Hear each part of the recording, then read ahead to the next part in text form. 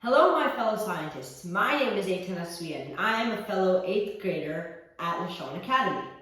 My science fair project is about sourdough bread. However, it's not any normal sourdough bread, it's sourdough 2.0. So, I wanted to know, how did ambient temperature affect the density and development of sourdough starter? You may be asking, why did I do that? Well, over COVID, my dad got into baking. He baked sourdough bread, baguettes, and more. And I wanted to top him. So in order to do that, I thought to use ambient temperature to see if I could get the best potential out of the sourdough bread. So after some background research, figuring out what sourdough bread is all about, I came to an hypothesis. My hypothesis states, if the ambient temperature of the sourdough starter is increased, the density of the starter will decrease. So, why does this matter to a baker, like my dad?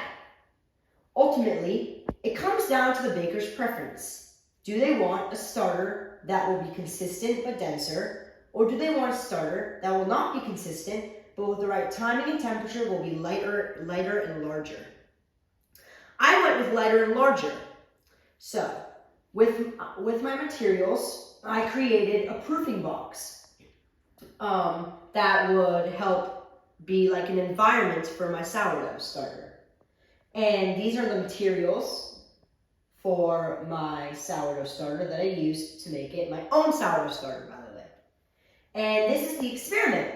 So I had every single day for over 5 days or 5 samples, I had to refresh the mother starter and add equal amounts to a control group and an experimental group. And this experiment led to my findings and data. So here you can see I had findings for my control and for my test samples. So for every single day, every single sample, I had 1 control and 2 test samples in order to ensure that my experiment would be to the best of its capabilities.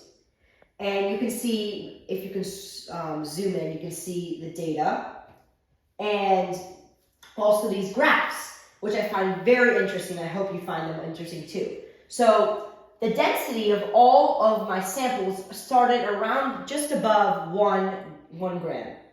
However, after around 2 hours in the proofing box at its set temperature, the density at 35 degrees Celsius and 40 degrees Celsius fell an exponential rate to around half its original density. And in the other 2 samples, the density at 23 degrees Celsius and the density at 13 degrees Celsius had a gradual, slow decrease in density. However, the density of the samples at 35 degrees Celsius and 40 degrees Celsius from 2 hours to 4 hours rose. The density rose, which means that the volume fell. So that was not a good thing, and that means that starters at a higher temperature were very inconsistent and hard to work with.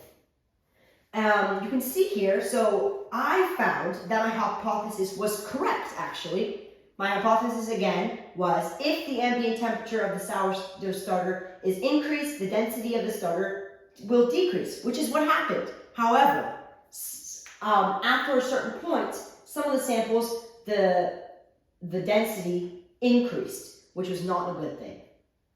So this was an overview of my project, Sourdough 2.0. I hope you liked it, and I hope to see you soon.